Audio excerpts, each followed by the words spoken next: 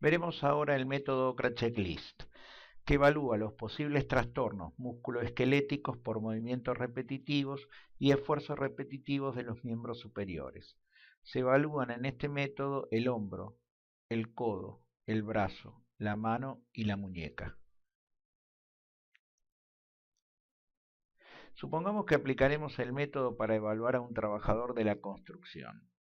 Dentro de los datos que recogemos en el proceso necesario para poder describir la tarea, encontramos que el horario laboral es de 6 horas, con 30 minutos de almuerzo.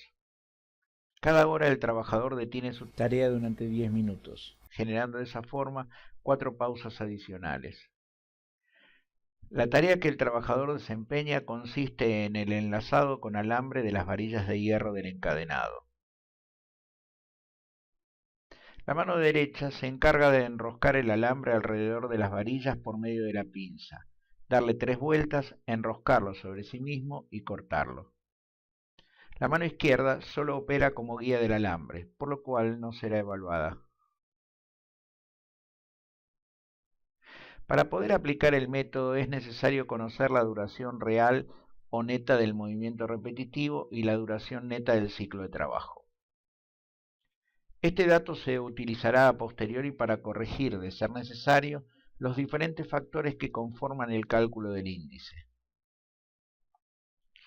La descripción del método brinda una tabla mediante la cual pueden evaluarse la duración neta del movimiento repetitivo y del ciclo de trabajo. Para ello, hacemos uso de la tabla suministrada en la hoja de campo y volcamos en ella los datos recogidos acerca de los tiempos que demanda el trabajo. Los números consignados responden a la observación del tiempo que demandó realizar el enlazado de 2 varillas de hierro con el alambre, tal como se ve en la figura de la diapositiva anterior. Es importante notar que en el renglón número de unidades o ciclos lo que hacemos es multiplicar por 60 los minutos correspondientes al tiempo neto de las tareas repetitivas para poder transformarlos en segundos, dividiendo el total por la duración de cada ciclo para obtener el número de veces que se repite un ciclo. Veamos cómo se calcula el denominado factor de recuperación. A partir de los datos observados, elegimos dentro de esta tabla el que más se ajusta a la descripción. Esto nos devuelve un puntaje de 2. De esta forma, el factor de recuperación tendrá un valor de 2. Veamos ahora el factor de frecuencia. Para obtener este factor, es necesario determinar si existen acciones técnicas estáticas además de las dinámicas. Observando el movimiento de las manos durante el desempeño de la tarea, se ve que la mano derecha sostiene una pinza, por lo que tiene acción estática.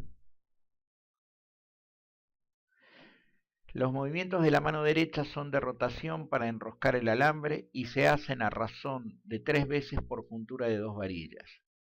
Luego de dadas las 6 vueltas, se enrosca el alambre sobre sí mismo 2 veces y posteriormente se corta. Eso nos da 6 movimientos por ciclo. Como cada juntura lleva un tiempo de 15 segundos, se llevan a cabo 24 movimientos por minuto. Este número obtenido por cálculo coincide con el que se puede obtener procediendo a la observación. De esta tabla obtenemos que la mano derecha presenta un puntaje 1 por acciones técnicas dinámicas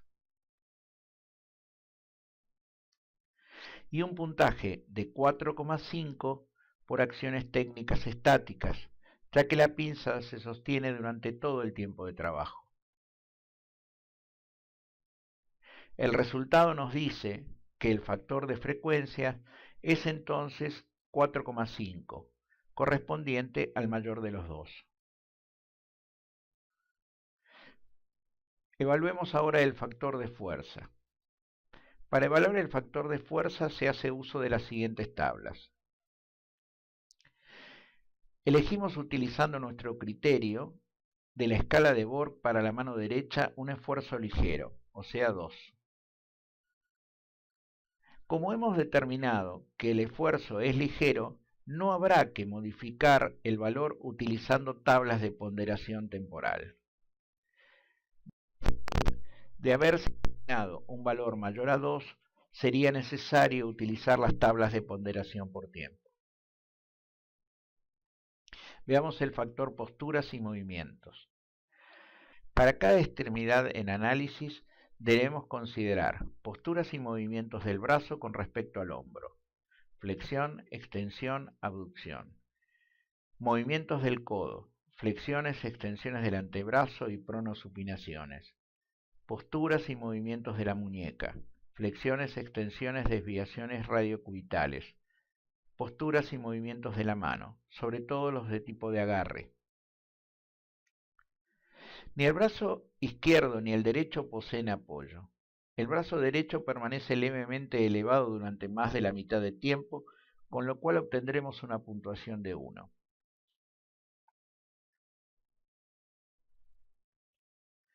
El codo derecho realiza movimientos repentinos más de la mitad del tiempo, por lo que de acuerdo a la tabla que se observa, otorgamos al codo una puntuación de 4.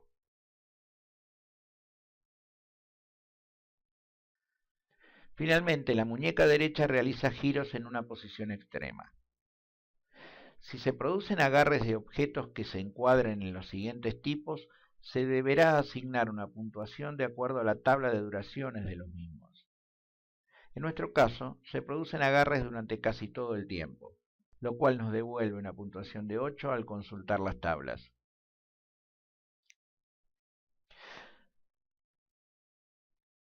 Como los movimientos que se llevan a cabo son repetitivos y se realizan casi todo el tiempo, el estereotipo arroja un valor de 3.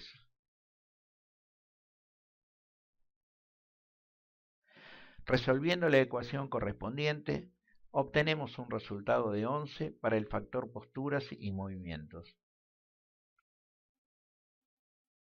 Evaluemos ahora los factores de riesgo complementarios. Como puede observarse en la foto, el trabajador utiliza una pinza que causa compresiones sobre la piel. Por ende, de esta tabla que se observa, obtendremos un valor de 2 para los factores adicionales. Los factores socioorganizativos en este caso no influyen, dado que no hay un requerimiento de producción que exija un determinado ritmo. Por ese motivo, resolviendo la ecuación de factores de riesgo complementario, obtenemos para estos un valor de 2. Veamos el factor de duración. En nuestro caso habíamos determinado que el trabajador realiza movimientos durante 290 minutos. Entonces, el factor de duración será de 0,85. Para determinar el índice OCRA Checklist, aplicamos la siguiente ecuación. El índice OCRA Checklist es igual a la suma de todos los factores multiplicados por el factor de duración.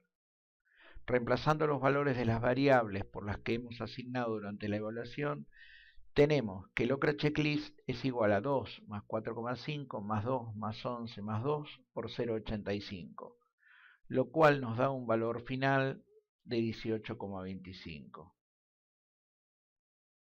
Se debe comparar el resultado del índice OCRA Checklist obtenido con la tabla de la diapositiva para poder saber el nivel de riesgo involucrado. En nuestro caso, el nivel de riesgo es inaceptable medio.